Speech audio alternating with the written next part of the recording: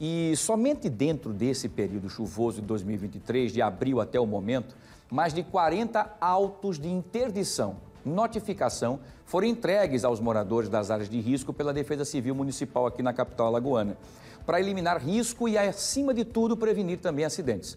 A Defesa Civil de Maceió, dentro das ações, está com a interdição, inclusive, de imóveis. E é sobre esse assunto que nós vamos falar agora, sobre essa situação. Eu vou chamar a Maria Maciel ao vivo, para que ela possa nos trazer quais são os critérios que levam a Defesa Civil a interditar um imóvel, para que a gente possa trazer essa informação como prestação de serviço para a população de uma forma em geral. Maria, você, boa tarde.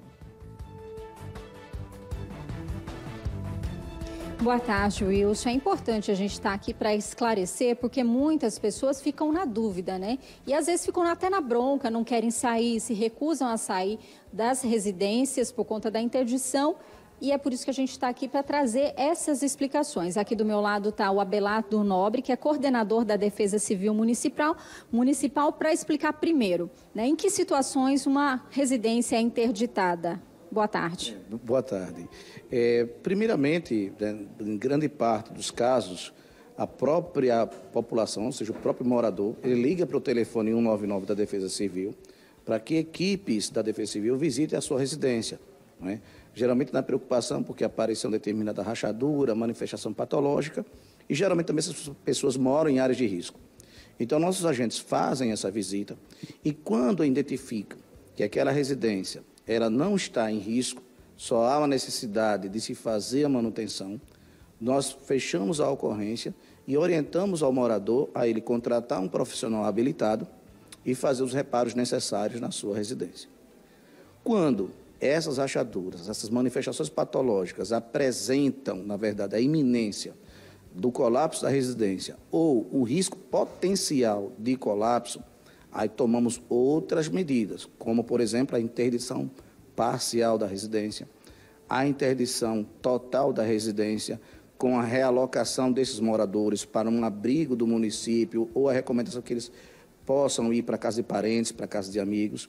Acionamos a nossa diretoria social, né? Nossos assistentes sociais visitam essa família e aí, dependendo do perfil socioeconômico dessa família, elas são encaminhadas para os benefícios eventuais, né? Como, por exemplo, o aluguel social, que é o auxílio moradia, né? Se essa interdição ela foi total e requer que essa família fique mais tempo, né, fora da sua residência, então vem o aluguel social.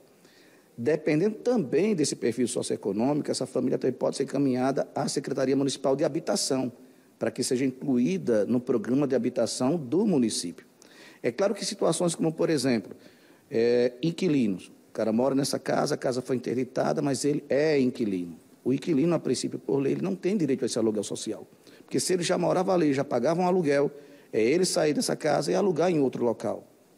Não é? Então, para cada situação, há um procedimento onde a Defesa Civil, como foi mencionado, ela emite um ato de interdição da residência, descrevendo o que deve ser feito, e também um de notificação, onde o morador tem que ficar ciente que ele tem que sair ali, ou ele tem que fazer um determinado serviço.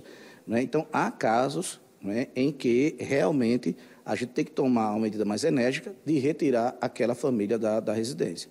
E a gente fala, só interrompendo, quando a gente fala em realizar serviços, né, muita gente questiona de quem é a responsabilidade, o custo, né, para ajeitar, por exemplo, uma barreira que deslizou, derrubou o muro, derrubou uma parede. Olha, veja só, quando a propriedade é privada, é de responsabilidade do proprietário.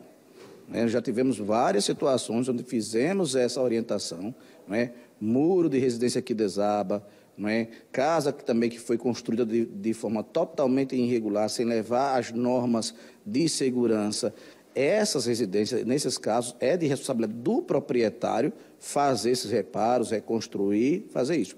Quando é em área pública, é um passeio, é uma escada drenante, não é? É um muro de contenção, aí é de responsabilidade da prefeitura.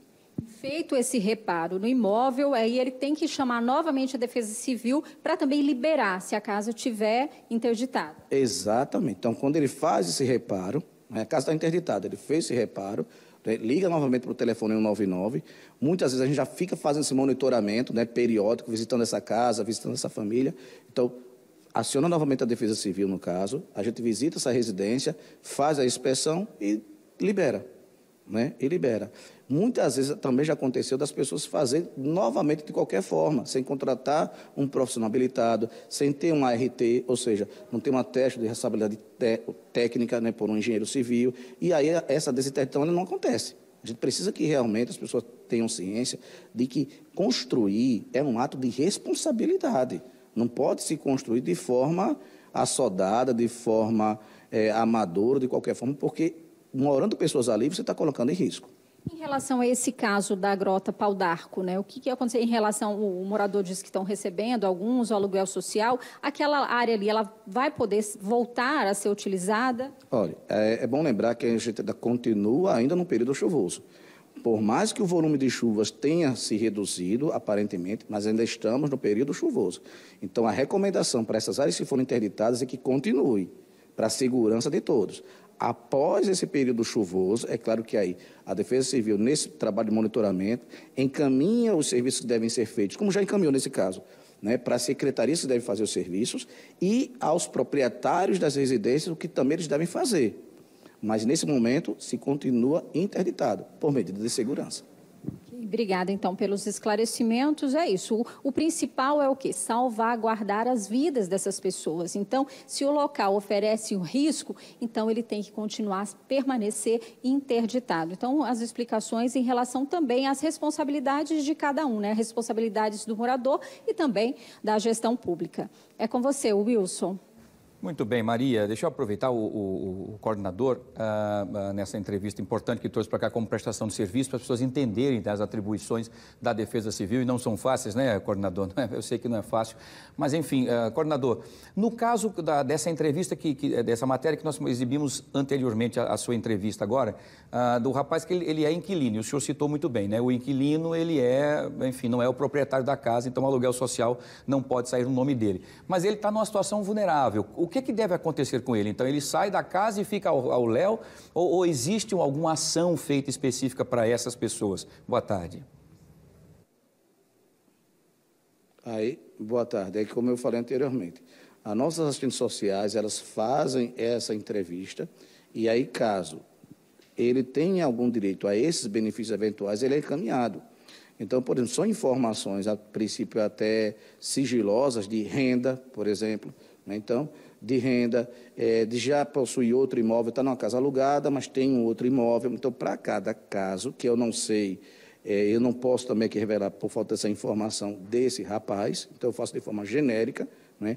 Quando se é inquilino e está morando naquela residência, é recomendado que ele alugue uma casa em outro local, em um local seguro. A princípio é dessa forma, porque aí ele possui renda, ele já paga um determinado valor naquela casa e é só fazer. Inclusive, a própria Defesa Civil ajuda na abundância, né? O que não pode é persistir no local de risco.